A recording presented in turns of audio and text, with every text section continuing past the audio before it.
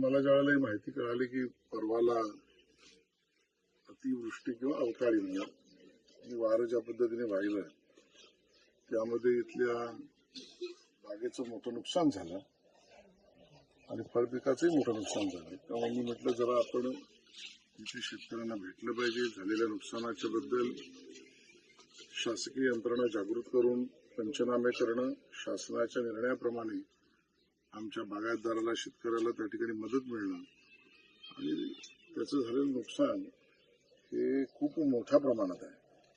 त्यामुळे सरकार दरबारी या सगळ्याची माहिती सुद्धा देणं आणि शासन निर्णयामध्ये अजून काय मदत करता येऊ शकेल या सगळ्यासाठी मी स्वतः बागेत आलो.